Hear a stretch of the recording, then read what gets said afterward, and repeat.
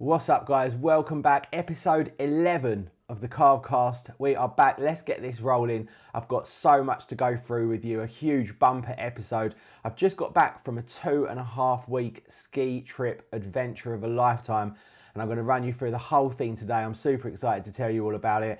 The first 10 episodes of the Carvecast, I managed to get them out quite quickly. Haven't done one for 2.5 weeks because I've been away. Kind of miss making them. I did intend on doing them while I was away, but it just didn't happen. One of those things that you kind of say you're going to do and you never get around to doing. But it's Mother's Day today. I have got up exceptionally early so I can produce this podcast and then spend the rest of the day with my wife and my mum and the rest of my family. So let's get this one underway. I've got some amazing things to go through. Now this week, gear talk. I've got some updates with some gear that I'd like to talk you through, some new stuff, and also some revisits to some goggles that I've spoken about before now that I've used them for quite a considerable amount of time and found some interesting results as well. I've also got to talk to you guys about the ski test that I did in Pila with Ski Exchange. So I went over there for a day, did a day's testing. I probably tried maybe 15 pairs of skis, so I'm excited to give you a little brief update on that. And then my travels I'm going to tell you about today, and then I'm going to save the individual destination spotlights for some future episodes. So on every episode we have a destination spotlight where we spend a large amount of time talking about an individual ski resort. On this one I'm just going to go through a summary of where I've been and a little basic breakdown of some of the things I found and some of the places I liked, some of the places I didn't like so much, some of the ski quality and snow quality. And then in future episodes, I'll do an individual spotlight destination on all of them. So Val d'Isere deserves its own one. Tignes deserves its own one. The Avoriaz deserves its own one. The Three Valleys deserves their own one. So I'm going to go through those in later episodes in individual formats and really break those down for you. Today will be more of a summary. Now, before we get started, a massive thank you to Andy from Snow Camps Europe. Sent me out a t-shirt. Amazingly grateful. Thank you very, very much. Very nice indeed. And actually, I think it was either on the last episode or the one before, I gave you guys a great ski technique tip that's really served me well that Andy gave me when I was over on the Kitzsteinhorn in October. And actually, Andy's got an amazing trip coming up in the new season to take everybody around the Dolomites and the Selleronda. So if you are interested in doing a camp type ski trip to that area, or you want to go and do a ski technique camp in Kaprun or Zell-am-See and the Kitzsteinhorn, contact Andy and he will help you through the whole thing. And obviously make sure you check his YouTube channel as well. Andy puts out loads of great content, and in fact has just done a really great collection of videos on the new Fisher Noise skis and some heated gloves, which I'm always interested in as well. So head over there and check out Snow Camps Europe. Thank you, Andy, for sending me out this t-shirt. I love it. I'm going to wear it today on Mother's Day. And let's get into the content. And in fact, we're going to do it a little bit in reversal this week. We're going to start off with gear talk because it's on the front of my mind. I've got the products in front of me and I'd really love to chat to you guys about them. And I'm going to start off with one that for some reason I'm a little bit obsessed with, and that is goggles and clarity of vision. Now, first of all, I would like to point out that I went to the Stokely store in Val d'Isere. They've got this really small Stokely score. It's not particularly good, to be honest. They've got a very small range of things in there. But the one thing I did manage to pick up, which is literally impossible to buy anywhere, is a Stokely goggle mask cover. And a little tip for you guys, and actually I've managed to get all of my friends and family to do it. Whenever you're not got your goggles on your face, just quickly whip on the goggle cover. I'm sure you've got one that came with it, or you can buy aftermarket ones like this one that I got from Alps. They're very, very cheap, but it just means when you're walking around with your skis, or you're in a crowd, or even you're just putting your helmet down on a table when you're going for lunch, you're just going to not accidentally scratch the goggles. Because if you're anything like me and you're obsessed with clarity of vision in terms of through these goggles, one little scratch or one big scratch or a multitude of scratches or a little blemish is going to really reduce your experience of your goggles. And these goggles are very expensive, so it just keeps them protected. And as soon as I'm not got them on my head, it's just now common practice. I just put the goggle cover on, keep them protected. And the amount of times my skis have brushed my goggles, and I'm sure because obviously they're sharp, if I hadn't have had the cover on, I would have ended up with a mark. And me and my family and friends have managed to keep all of our goggles in pristine condition due to this little tip. And I know it's an obvious one, but yeah, do it religiously, and honestly, it will save your goggles. Now, when I went on the ski exchange trip to Pila, which is another thing I've got to talk to you guys about in this episode, they actually had a bunch of these new head goggles that were obviously, I think, loaned to them from Head for people to try out. So lots of people were trying out these goggles, and I managed to get their feedback on them. So I think I'm in a very good position now to be able to give you guys a kind of solid review on these Head goggles. Now these goggles, I forget the exact name of them, but these are the goggles that have the solar panel in the front. If you're on YouTube, you can see them. If you're on Spotify, you'll have to just kind of understand that basically the goggles have got a tiny little solar panel at the top, and inbuilt into the lens is an LCD panel, and as soon as solar hits that little panel at the top, the LCD sends a signal, a power signal, and the lenses go darker than they would be normally. So there's not a multitude of shades of darkness like there is with a photochromic lens, which kind of blend in and out of different percentages in terms of the light they let through. These have two. There's a very light one and a very dark one. And I would imagine there's somewhere in the region of like 15 to 20% on the dark side in terms of the variable light transmission. And then I would imagine somewhere around 40% on the light side. Now the goggles themselves, they're great quality. They've got the little kind of silicone strips on the inside of the strap itself, which keeps them really, really well positioned on your helmet. And actually these ones have got three thin little lines that go around the strap, which I found have worked better than some of the thicker lines that are on the Smith goggles, for example. One of the things I love about these goggles is the branding.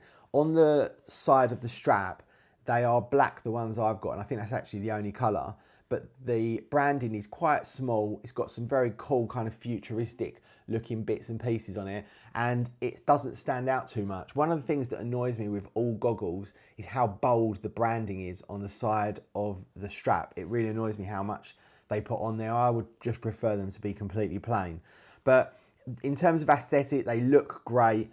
The build quality is actually very, very good as well. Triple layer foam on the back, as you would expect, because these goggles are very expensive. They're about £300 from Head's website. And apparently they're not actually meant to be out yet, but you can get them off Head's website, which is where I got them from. Now, onto the most important part of the goggle itself, and that is the quality of the lens. Now, one thing I will say, in fact, before we get onto that, is the fit. They fit incredibly well on me, and they fit into my Smith Nexus helmet incredibly well. One thing I will say though, is I personally struggle with a lot of goggles with how they fit over the bridge of my nose, and these are not too bad. In fact, they're good, but they're not great like the Smiths are. They do ever so slightly kind of inhibit, and you end up with this sort of partially blocked nose feeling. I'm exaggerating a little bit because it is very, very minor, but it is there. Same as the Oakleys, but it does not happen on my on my Smith Mag 4s, which is why they probably are my favourite goggle, and also the aesthetic. But back to these Head ones. What I was worried about with these Head goggles was because they've got multiple layers of lens and then an LCD, I was worried that the clarity would be diminished off the back of that. And one of the reasons I've been trying out the Oakleys recently is because they just have a single pane of lens, which means the clarity is excellent, or supposed to be excellent, and I can confirm it is. The Oakleys have got the best clarity of any goggle. They're the Lion Minor Pros, even better than the Smiths, because the Smiths have the dual layer, and obviously each layer of plastic reduces the clarity. Now these Heads, the clarity was phenomenal, much better than I expected. Equal to the Smiths, not quite as good as the Oakley Lion Minor Pros, but incredible. And I think how they've managed to do that, even though you're literally looking through an LCD lens, is sensational. Now onto the star of these goggles, and that is the way they're changing between the dark and the light. Now, I love each variation of it. When it's relatively low light, they brighten up, and it's a beautiful quality of lens. The color, the contrast, the way you can see the snow, everything about them is spot on. They're equally as good as the Oakleys and the Smiths in terms of that kind of contrast and that giving you that ability to really see the definition in the snow. And if you are looking at bright sun, they go dark. And if you sort of go into a low lightish scenario, they go bright. And it works incredibly well. It's instant. It's almost like a light's going off inside the goggle. It's almost hard to explain, but it's fantastic the way it works. It's very, very reliable, and it works incredibly well. My one complaint about them is that, yes, when the light drops, they change to a lighter style in the lens. They brighten up. However, in extreme kind of foggy conditions where the light goes flat, or it's very overcast, or you're in a bit of a whiteout, they're not sensitive enough. They don't click over to the brighter portion of the lens as quickly or as early as you would like them to. So when the light drops, yes, they change very quickly towards the end of the day, or if the sun is literally not getting through at all. But if it's extremely cloudy and you've got that flat light, or it's actually even quite sort of building into a whiteout, they don't change quickly enough. And I found myself almost sometimes skiing along, putting my finger over the top of it to make them brighten up, thinking, God, I wish they would just do that on their own. So I think there's a bit of work to be done in terms of how they differentiate between basic sunlight, even when it's just creeping through the fog, the mist and the clouds, and that sparks off the solar. That needs to be more sensitive. And I was even thinking about putting maybe like a tiny little bit of tape over it, so maybe that little bit less light would make them be more sensitive, but then that's kind of evading the point. But I did find myself wearing them a lot more than I thought I was going to. And even on their darkest setting, in flat light, the quality of the lens is so good that actually the contrast and the visibility of the snow is really not that far off even the low light variations of the other brands. So I thought that was incredible quality from Head. I love the innovation. It does need some work, just purely on the basis that when the visibility does reduce but the sunlight maybe doesn't, because the UV is still creeping through the clouds and the fog, I would like them to be more sensitive in terms of flipping over to that brighter portion of the lens. Now, while we're on goggles, the Oakley Line Minor Pros, I've spoken about these before. The reason I got these is really because of the single pane of lens. There's just one lens instead of dual layer, like double glazing. And the reason I wanted to try those is because I thought one layer is going to give you better clarity, and it does. All of the rest of the things are great. Triple layer foam, silicone on the strap, very, very nice, very good build quality. I love the interchanging system of the lens, and you get a dark one and a light one. And I've really found myself using these when I know it's going to be a low light day, because the clarity on the low light part of the lens is next level. It's absolutely sensational. So I love these. One complaint I do have about the Oakley Line Minor Pros is the arch that goes over the nose. I find it quite intrusive into my visibility, so I feel like it takes up quite a large area of my sort of visual space, if you like. So when I'm looking through them, I feel like I can kind of constantly see the foam that goes over the nose. So that is the only thing that sort of partially puts me off of those a little bit, is that visibility of that. And it has that same issue on me specifically, and this is person dependent, where it sort of does make you feel like you've got that slightly blocked up nose all the time, which the Smiths don't. Now, on to something else, and I actually bought these just recently.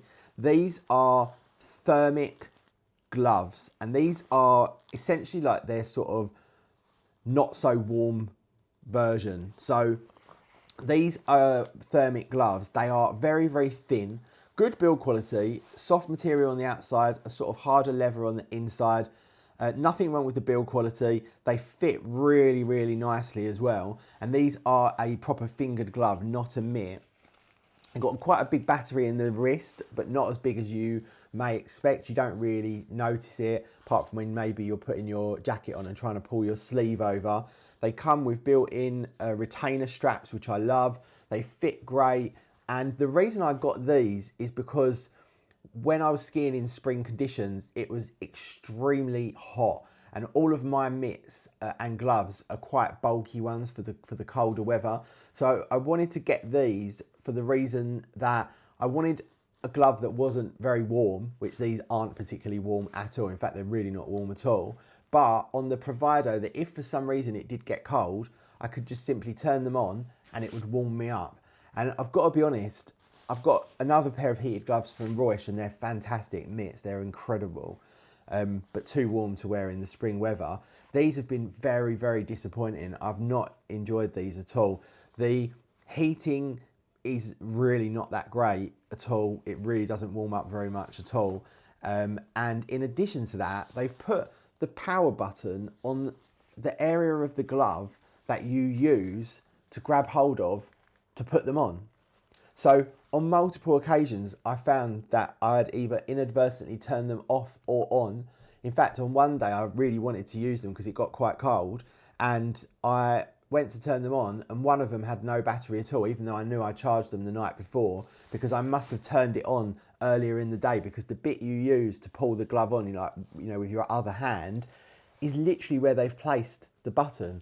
And for those of you that are on camera, watching on camera on YouTube, you can see it's a stupid placement. It should be like on the top or something. What a ridiculous place to put it. I also feel as well that because the button is connected to the cables, obviously, in order to be able to turn it on and off, and you're really pulling down on this quite a lot, I don't know for sure, but I am so careful because I keep thinking where I'm pulling it so hard, I'm going to pull the cables out or break them. And I bought these in Val d'Isere, and actually I probably would have took them back if I had have been able to go back and take them back, because they're not impressive at all and they're very expensive. So I don't recommend these thermic gloves at all. I know for a fact their mitts and various other iterations of their gloves are very, very, very good. And I use their heated socks and they are fantastic. So I'm not knocking all of their products, but this one in particular, the kind of lightweight, summerish heated glove, fingered glove, really not very impressed with that at all. Some crazy bad design elements and just don't really work that great either. So that is disappointing. Now, slightly different, obviously when you're traveling, you quite often need a battery backup. Now, I run an IT company and I have to really use a lot of technology. I have to use my laptop, my iPad, sometimes both together, and I need a lot of juice. And on this trip, I took this portable battery pack. This is an AOHI 40,000 milliamp hour battery. Now, it is heavy and it is fairly big, but it's not massive. You can carry it just in one hand, in one grip. It's got a lot of weight to it because it's such a dense amount of power. But the cool thing about this is that I really like is when you turn it on, it's got a little LCD screen on the front of it. And the LCD screen shows you the battery percentage. It also shows you how much power you're putting into it, how much power you're taking out of it. And it's got one USB-A and two USB-C ports, and then an extra USB-C input port.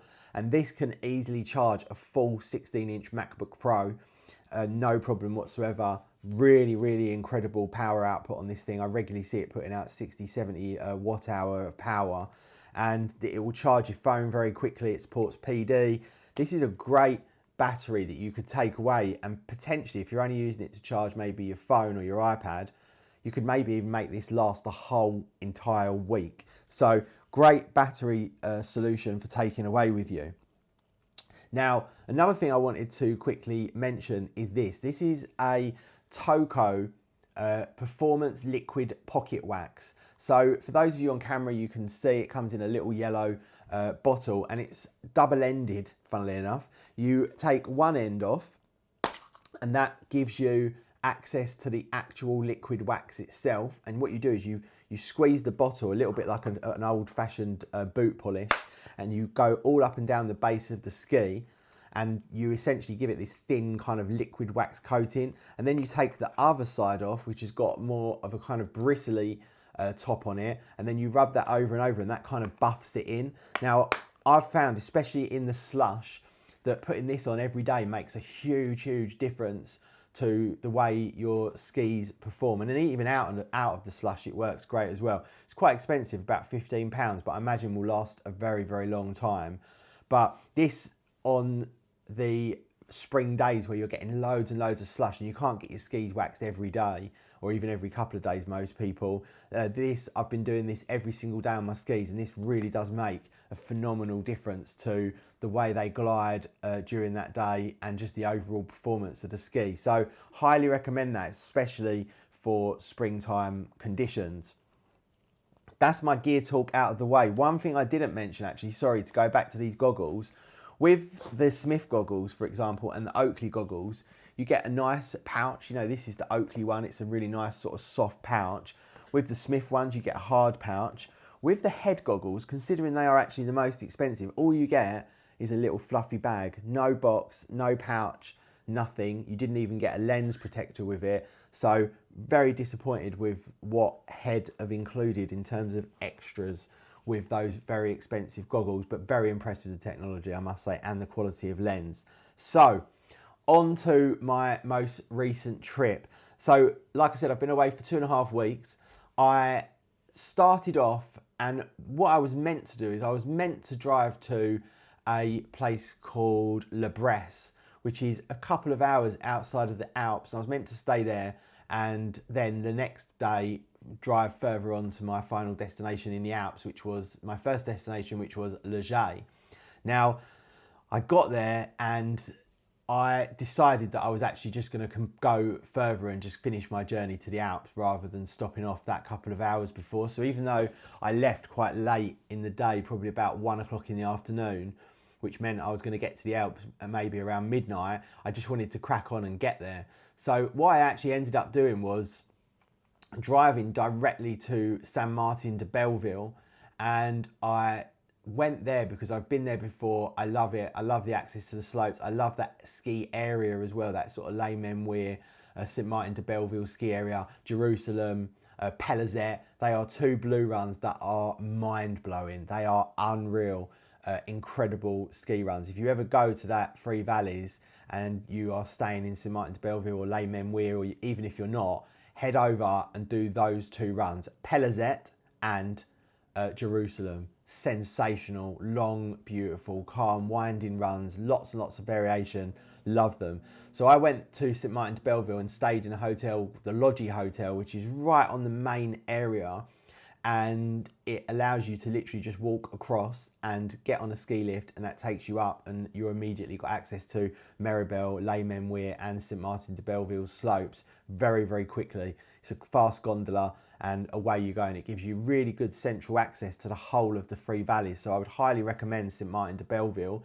Not much in the way of après or anything like that, which is not something that particularly appeals to me, but for those of you that do, you're not going to get much there. It's very much a quiet, cute, civilized little village, and if you like that kind of very beautiful, old-fashioned type village with not a huge amount going on, some nice restaurants, some lovely hotels, by the way, but not much in the way of kind of party-ish après, then Saint Martin de Belleville is a sensational place to go. I love it there. It's probably, if I could choose anywhere in the Three Valleys to stay, even including Courchevel, Méribel, Val Thorens, all of the others, I would choose to stay in Saint Martin de Belleville. I think it's absolutely lovely there, and I love the central access to all of the Three Valleys.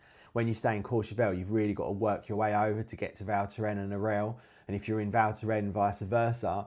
Whereas if you're in Les Memoirs or Saint Martin de Belleville, you're right in the middle. Les Memoirs is a particularly unattractive place, whereas Saint Martin de Belleville is just beautiful. So a little bit of tips there on the Three Valleys. So I started off in Saint Martin de Belleville, and I spent my first day skiing in Saint Martin de Belleville. Loved it, went all over the Three Valleys, even though I was only there for a day. Went to Val Thorens, went to Courchevel, had lunch in Courchevel 1850 at Le Tremplin. Loved that day, had a great day. When I finished skiing there, I then jumped in my van and I went over to Le Gai, which is part of the ski area that contains Avoriaz, Morzine, and I'm sure the name of it will come back to me very, very shortly. But I was in that ski area, and it's a completely interconnected ski area, and you can travel between all of the different locations. Port du Soleil is the name of it. And actually, I think there's 12 ski resorts. Another one I went to was Châtel, which is actually a Swiss one. So they have Swiss and French ski resorts built into the Port du Soleil. But I went to Leger, stayed in a little hotel overnight. Great access, by the way, guys. They've got loads of big car parks there. You can literally drive your car in, park up, and you've got a 1 minute walk to the slopes. Ticket offices everywhere. And I started off on a lift called the Perrier lift, and I stayed in a hotel directly opposite, which was probably a 10-minute walk outside of the main Leger village. And I went up that. No one was there. I'm not even joking. I was on my own on the Leger slopes for probably a good hour and a half before I even saw more than sort of 3 or 4 people. And what I decided to do was ski over to Morzine. Went over to Morzine, did a few of the slopes there. And then when I got to Morzine, I thought that there was a kind of gondola that took you to Avoriaz, but there wasn't. I had to get on a little train, which was actually a bus that looked like a train. So on wheels, and it takes you through the roads, and then you get on a little gondola, and that takes you through to Avoriaz. Now, Avoriaz is higher up, so I was expecting better snow quality up there. But to be honest with you, it was such a warm day.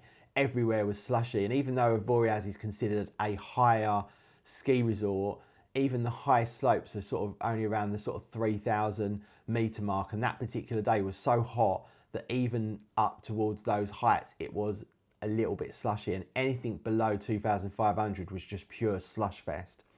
Now in Avoriaz there's no cars, and they rely on horse and cart to get people around, which is a really kind of pretty thing to see. And I, for some reason, had it in my mind that Avoriaz was going to be this really beautiful village and, you know, very picturesque. And to be honest with you, I really didn't think that at all. I enjoyed the slopes in Avoriaz, and I loved the horse and carts, and it wasn't an ugly place like, for example, Val Thorens, I think, is quite an ugly place, but it was not what I expected it to be, and I really wouldn't be in a particular rush to get back to Avoriaz, which I was quite disappointed about. The Leger town itself was actually my favourite out of the ones I went to, the town of Leger.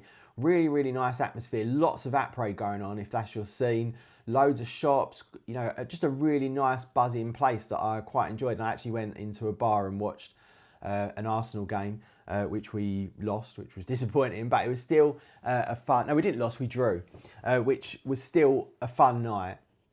So that was good. I enjoyed Leger. Morzine, I kind of expected it to be this really beautiful sort of picturesque village, and again, I didn't really think it was okay. But actually, out of all of them, the one I least expected, Leger, was in my opinion the nicest, and I really enjoyed a lot of the slopes around Leger. Morzine as well had some lovely slopes, some lovely tree-lined slopes as well. It was hard to sort of enjoy it to its fullest because it really was a very hot day, and it wasn't just a little bit soft and wet, it was very, very slushy. And on the lower slopes, you know, it wasn't particularly attractive at all because the only part that was snowy was the piste itself. But I've got to say, considering there was very, very little snow below 2,000 meters, the way they kept the slopes, the pistes themselves maintained and still in full tact and full width is incredible. And they really do a sensational job. You know, it's nowhere near as pretty as when everything's covered in snow, and that's my favorite sort of view, if you like. But they just did an incredible job at keeping the pistes in good condition, even though they were getting very, very, very slushy. And I skied top to bottom on all 3 of those different places. So yeah, all in all, Port du Soleil, great because there's so much variation, a lot of tree-lined runs, very, very pretty, very, very nice runs, some cute towns that you can bounce between and get buses between, or even ski between, and soak up different atmospheres and different vibes. But, you know, the queen of that really is Avoriaz, which I was a tiny little bit disappointed in, only in terms of the town, not the beauty of the slopes, not the quality of the slopes, not the quality of the skiing. The skiing's incredible, but the town itself, outside of the fact you get the horse and carts going around, which is very, very cute, yeah, wasn't blown away by it in the way that I would be with Zermatt, with Chamonix, and even to a certain degree, Méribel, Courchevel, Leger. Yeah, I didn't feel that Avoriaz was kind of on that level. But these things are very, very subjective. This is all opinion. And if someone else said to me, oh, I think Avoriaz is the nicest town in the world, I could completely understand why they would think that. But for me, it was a bit of a no-no. However, if you'd only ever been skiing to Morzine and then you went to Avoriaz, you'd think Avoriaz was absolutely stunning. And if Avoriaz was your first ever ski trip ever, you'd think Avoriaz was beautiful. It's only because I've been spoiled with the likes of Zermatt and Chamonix and these really, really top-end stunning places, Verbier, that you are always comparing. But in its own right, it's still an incredible place. So from Leger, I then went on and did 4 to 5 days in Tignes and Val d'Isere, which I'd never been to before. Loved both. Absolutely loved both. I would go as far as to say that Zermatt is always my favourite, not just for the town, but for the skiing, for the height, for the quality of the snow. Lots and lots of things about Zermatt I just absolutely love. It's got a special place in my heart. Tignes and Val d'Isere, they might be my next one down. I loved the ski areas. I absolutely loved it. I loved the towns. I loved the ski areas. Val d'Isere is beautiful, massive, great big town, loads of nice shops, loads of nice restaurants, great après, phenomenal place, loved it. And the skiing in Val d'Isere and Tignes, it rivals, in my opinion, Zermatt, and may even be my favourite place in terms of the actual slopes themselves, and the area is so vast. I definitely preferred it to Les Arcs. I definitely preferred it to the Porte du Soleil. I preferred it to a lot of places. I loved it. Absolutely loved it. And one of my friends, Gareth, who's a ski instructor for Warren Smith, he said to me, go up to the glacier in Tignes and ski down from there. And I went all the way up to the top of the glacier in Tignes and skied all the way down on these red and blue runs that were just mesmerisingly beautiful. Absolutely stunning. The snow quality on that glacier was next level. Even though down lower it was slushy, up there was absolutely sensational. Some of the best snow I've ever skied on, and I loved that run, and I did it a couple of times. I did it on the funicular, which takes you up, and then you have to get another gondola up to the very top. But the second section without the gondola on the funicular, I did that a few times and was mind blown. Absolutely loved it. The skiing over in Val d'Isere, sensational, much steeper, really enjoyed it. Only red and black runs go into the town, did lots of them, loved it. Amazing variety of terrain, much more variety of terrain than Zermatt. That's probably the one thing that Zermatt kind of has going against it. They got loads of mogul runs, loads of black runs, loads of just very, very different kinds of terrain. And yeah, Val d'Isere Tignes, I loved it. I was blown away, enjoyed every minute, and can't wait to go back there. I just thought it was a fantastic ski area. And like I said, for me, Zermatt, Three Valleys and Tignes Val d'Isere, they're my top 3 overall, including everything. But for skiing alone, yeah, Tignes Val d'Isere was unreal. If you've never been, I highly recommend it. It's an incredible, incredible place to go. After that, I then went on to the Three Valleys, and all my friends and family flew over. We had a drama, but I'll talk about that in another episode. And anyway, eventually everybody got there, and we spent 6 days, well, 7 days, but 6 full days of skiing in the Three Valleys. It's the second time we went. We went at 1 week later last year, which is actually this week now that we're in. So we went a week earlier.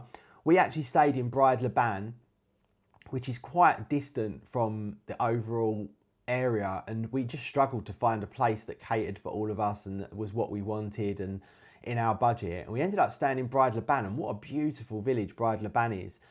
Now, the only time you'd ever probably get snow there is probably January, I'm guessing, maybe December. There was no snow down there, but I did have a lot of snow on the first few days, and as soon as you left the village and you just went up literally a couple of 100 meters, all the roads were snowy, everything was beautiful, covered in snow.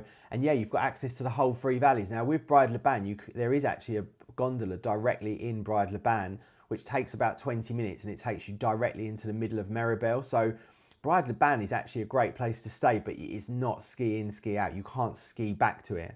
You can ski to Les Alous, which is slightly above it, and then gondola down, but you cannot ski to Bride-le-Ban. But the village itself, great little après-ski scene, lovely restaurants, really, really beautiful looking town. And the thing I love about Bride-le-Ban is it gives you great access to lots and lots of areas. Les Arcs is only about 45 minutes away. Tignes Val d'Isere is only an hour away. Saint Foy, 45 minutes away. Obviously, you've got access to all of the three valleys. And from there, Courchevel-Le Praz, or Le Prat, as you're meant to say it, is only a 15-minute drive. And there's a big car park in Courchevel-Le Prat called the Alpinium. And it's a beautiful indoor underground car park, immaculately clean. It kind of reminds me of the one at Tash near Zermatt. And you can drive there, park there for the day for about 10 euros. And that gives you a gondola access to the main part of Courchevel in about 5 minutes. And that is a great access point. So instead of getting the gondola from Bride-le-Ban where we stayed, we actually drove every morning to Courchevel-Le Prat, put the car in there and got the gondola straight into Courchevel. And we spent a lot of time in Courchevel this time, and the ski area of Courchevel is just a beautiful one. And I'll cover that off more when we do the Three Valleys Spotlight destination. But yeah, Three Valleys, what a place. As much as I love Zermatt and as much as I love Tignes and Val d'Isere, and we're talking purely now about the ski areas, I just don't think Three Valleys is possible to beat just because of the pure vastness of it, the variation of it. It is sensational. No, the snow is not as good as Tignes, Val d'Isere. The snow is not as good as Zermatt, but the actual quality of the terrain and the variation and the vastness and the slopes themselves, like I mentioned earlier, Pelazet, Jerusalem, Trois Marchés. It's endless. I could go on and on and on. The quality of the slopes there, and you've got loads of tree-lined areas in Courchevel-le-Tania, in Meribel. You can go all the way up to Val Thorens and experience something completely different. You can go over to Arel. The Three Valleys is just a sensation of a place. And now that we're much better at skiing compared to what we were last year, we'd only been skiing for 3 months when we went there last year. It was just an absolute revelation going this year, and I enjoyed it so much, and so did everybody else. What a place that is. And I'll do a special bumper episode on that very soon. Hopefully get a few of us together and chat a bit more about that in detail. But yeah, that was my trip. And then I drove back to the house that we have in Champagne, stopped over there, spent some time with my mum and dad, and then drove home the next day. And yeah, all in all, a great trip. Loved every minute. One of my favourite ones ever. Loved experiencing new places such as the Porte du Soleil, such as Tignes Val d'Isere. That one particularly will stick in my mind for a long time, and there's no way I'm not going back there next season. That's going to be one of the places that are at the forefront of my mind. And that was it. Now, to finish this little segment off, I'm going to talk about it briefly, because again, I'm going to do a dedicated episode on this, a spotlight destination. But as part of this trip, I did one day in Pila in Italy with Ski Exchange, doing the ski testing, where I tested loads of skis. And what a place Pila is. I did not have the expectation that I received from that place. That place is phenomenal. The runs there are mind-blowingly good. They've got just this beautiful collection of red runs that are just roller after roller after roller, and just stunning. The place is beautiful. It's really cheap. The food, the drink, everything there is just absolutely incredible. And actually, I'm super keen to take everyone back to Pila. I loved it that much. What a place. Highly recommend Pila. What a place. I can't say enough quality things about it. It was absolutely phenomenal. Now, in addition to that, when I went to Pila, I accidentally came across a hotel, and apologies, I'm looking on my phone now. The hotel is called Maison Bionaz. So Maison Bionaz. And I stayed at this hotel, and the guy greeted me at the door, this Italian guy, Didi, I think his name is. What a place this is. This hotel is beautiful. Each room has a little sauna in it, immaculately clean, and he really does love using all of the local produce and giving you fantastic breakfasts. There's an amazing pizza place next door. I got a huge pizza, a drink and a creme brulee, and it was 15 euros. In Switzerland or France, you'd double that for that quality of meal. And on the slopes, you can buy like a medium-sized pizza and a Coke for about 7 euros. So this is worlds apart in terms of the pricing compared to the Three Valleys, compared to Les Arcs, compared to Tignes, Val d'Isere, compared to Zermatt especially, Verbier even more. Incredible value, incredible skiing, incredible beauty. And if you go there, I recommend that you hit up that hotel. It's about a half-hour drive or a 20-minute gondola ride. They've got a gondola quite close to the hotel that takes you up. What a place that is. I thoroughly enjoyed my time there, and I'm already trying to arrange to go back there next year and take some friends and family there, because I think they're going to absolutely love the runs over there and the beauty of it, the place, the way that everything's so much cheaper and the quality of the food. Loved it. Loved the ski exchange ski test, and I'm going to talk about that in more detail in a future episode. Loved trying all the different skis. I was in my element as a kind of ski geek nerd person who loves all of the equipment, loves all of the gear. Trying all of those different skis was fantastic, and if any of you guys ever would like to do that kind of thing, Ski Exchange do it every single year in Pila, and anybody can go. You don't have to be anybody, you don't have to own a shop. Anyone, any member of the public can go. All the guys that were there were great. It was lovely to talk to all of the vendors and listen to their feedback about their skis and talk about their skis in detail. I just loved it. I absolutely loved it. It lasts for a week, but I was only there for one day. But even in that one day, I had such a great time. So thank you to James and all of the people at Ski Exchange for making me so welcome, and yeah, thoroughly enjoyed that whole trip. So that is my most recent trip. It was a whirlwind. I loved it. I absolutely loved it. I can't tell you how much I enjoyed it. My skiing came on phenomenally, and I just loved the whole thing. Loved spending time with my family, my friends. Loved seeing how incredible my wife skied. She's come on so far. It's made me hugely proud. I loved every minute of it. Next trips, we're coming to the end of the season, aren't we? So I've got a trip in April to Hintertux, where I'm doing my level 2 exams. So fingers crossed I can get those passed, and then I'll be a level 2 instructor. I actually did my first aid course in Hemel yesterday, which I thoroughly enjoyed, with a company called World Class Training. So thank you, Alex, for that. Alex Leaf, the guy, his name was, the trainer. Really enjoyed it, actually. Didn't think I would, but I did. And then in May, I've got a moguls course in Hintertux again with Jerry Tumbaz, which I'm very much looking forward to.